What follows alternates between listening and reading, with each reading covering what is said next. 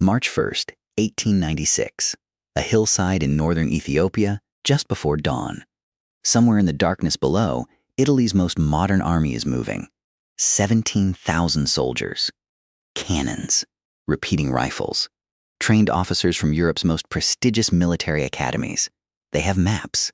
They have supply lines. They have the full backing of a European empire that has never lost a colonial war. On the Ethiopian side, 100,000 warriors, armed with everything from modern rifles to spears, speaking dozens of different languages, drawn from every corner of an ancient empire, led by an emperor and an empress who have been preparing for this moment for 7 years. By noon, 7,000 Italians will be dead, 3,000 more will be prisoners, and Ethiopia will become the only country on the entire African continent that Europe never colonized. This is the Battle of Adwa, and almost nobody talks about it. To understand why Adwa happened, you need to understand what was happening to the rest of Africa in the 1880s. In November of 1884, the major powers of Europe, Britain, France, Germany, Portugal, Belgium, Italy, and others, gathered in Berlin. Not a single African leader was invited. Over the next several months, they drew lines on a map. They divided an entire continent between themselves. They called it the Berlin Conference. History calls it the Scramble for Africa. In less than 30 years, European powers claimed over 90% of the African continent. Ancient kingdoms that had existed for centuries were absorbed overnight. People who had governed themselves for generations suddenly had European governors, European laws, European borders that cut straight through their communities. The logic behind all of it rested on a single assumption, that African armies could not fight European armies and win. The rifles were better. The tactics were better. The organization was better.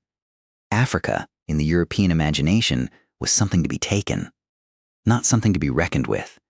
Emperor Menelik II of Ethiopia was about to prove that assumption catastrophically wrong. Menelik had been watching the scramble carefully. He knew that Ethiopia's independence was not guaranteed. He knew that Italy, the newest and most ambitious of the European colonial powers, had designs on his empire. What Italy did not know was that Menelik had been preparing. For years, he had been modernizing Ethiopia quietly. He imported weapons, tens of thousands of modern rifles, artillery pieces, from France, from Russia, from anyone who would sell to him. He built roads. He centralized his military command. He trained his officers. He expanded the empire's borders while maintaining diplomatic relationships with every European power that would negotiate with him. And then Italy made a mistake. In 1889, Ethiopia and Italy signed the Treaty of Wuchale, in the Amharic version, the version Menelik signed. One article said that Ethiopia could use Italian diplomatic services if it wished. Optional. A courtesy. In the Italian version of the same treaty, that same article said that Ethiopia must conduct all foreign relations through Italy. Mandatory. A protectorate clause. Ethiopia, according to Italy's interpretation, was now an Italian protectorate. Menelik read both versions side by side. He rejected the Italian interpretation entirely. He wrote to the major European powers explaining the discrepancy. He renounced the treaty in 1893, and then he issued a proclamation to his people that has since become one of the most remarkable documents in African history. He wrote, "Ethiopia has need of no one. She stretches her hands unto God." The mobilization that followed was unlike anything the continent had seen. From every corner of the empire, warriors answered the call. The army that assembled numbered somewhere between 80 and 100,000 people.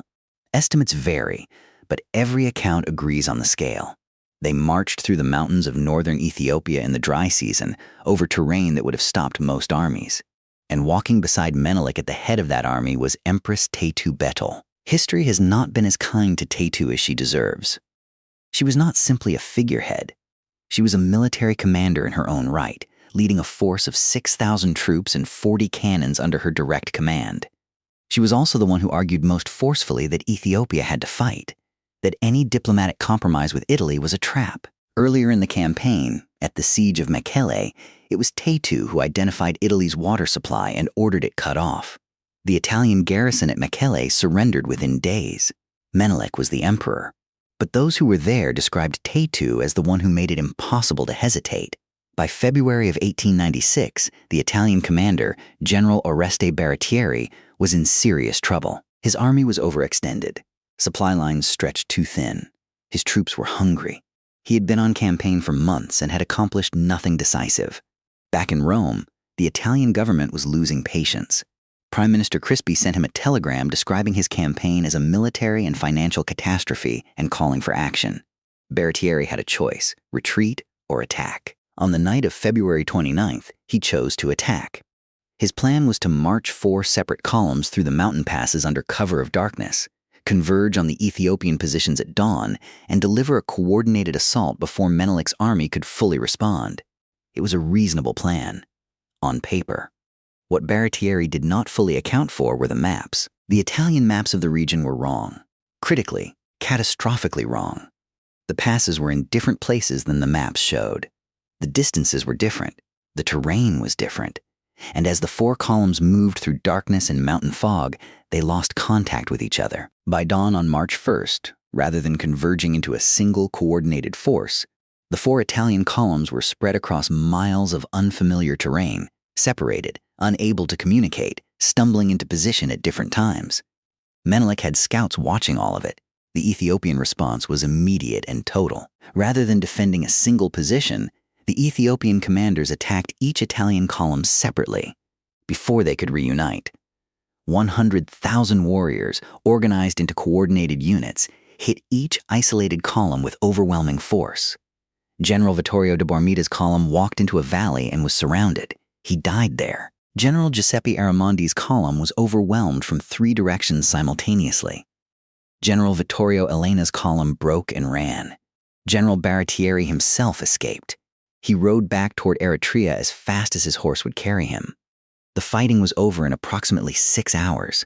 The numbers from that single morning are almost impossible to comprehend. Italy lost roughly 7,000 soldiers killed, nearly half its force. Around 1,500 more were wounded. Close to 3,000 were taken prisoner. It was the largest defeat of a European army by an African force in the entire history of the colonial era. It remains one of the worst military defeats in Italian history. In Rome, the government fell. Crispi resigned in disgrace. Italy was forced to the negotiating table. The Treaty of Addis Ababa, signed in October 1896, was unambiguous. Italy recognized Ethiopia as a fully independent sovereign nation. Full stop. No protectorate. No special privileges. The entire premise of the invasion, formally abandoned. When Italy finally did invade again in 1935, under Mussolini, it took poison gas and aerial bombardment to achieve what conventional arms had failed to do in 1896. And even then, Ethiopian resistance never fully stopped. Beyond the continent, Adwa became something larger than a battle. Marcus Garvey cited it. Pan-African movements across the diaspora held it up as proof that what Europe said about Africa was a lie. The Ethiopian flag, green, gold, and red, was adopted by dozens of newly independent African nations in the 1950s and 60s as they broke free from colonial rule. Those colors are still called the Pan-African colors. They exist because of what happened on a hillside in northern Ethiopia on the morning of March 1st, 1896. There is a question worth sitting with at the end of this story. Why don't more people know about Adwa? The history of the colonial era is, largely, history written by the colonizers. The battles that get taught are the battles that European powers won. The maps that get shown are the maps drawn in Berlin. The stories that get told are the stories that confirm the world as European powers imagined it. Adwa doesn't fit that story. It never did. But the people who lived it remembered. The people who drew inspiration from it remembered. Every African nation that chose green, gold, and red for its flag remembered. And on March 1st every year, Ethiopia celebrates Adwa Victory Day, the morning when 100,000 people looked at what Europe called inevitable and decided it wasn't. Status. Complete. Pass S with an 1,800 to 2,200 word gate.